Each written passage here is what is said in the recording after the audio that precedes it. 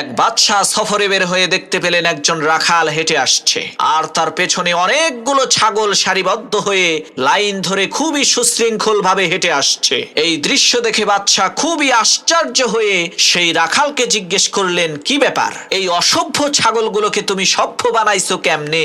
তারা কেউ ছুটে পালিয়ে যাচ্ছে না, কি সুন্দর লাইন ধরে হেঁটে আসছে।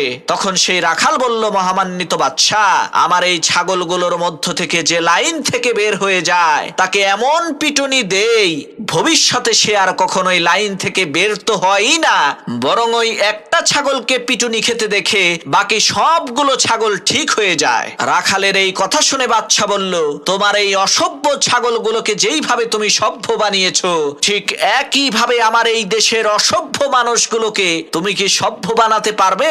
রাখাল বলল, হ্যাঁ পারবো।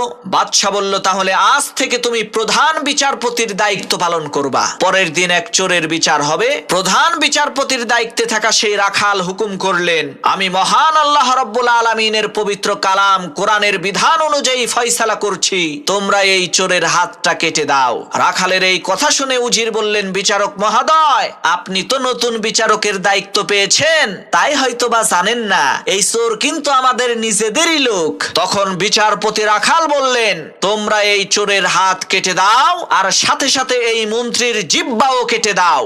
রাখালের এই একটা ফয়সালা কার্যক্রম হওয়ার কারণে দেশের মধ্যে শান্তি চলে আসলো।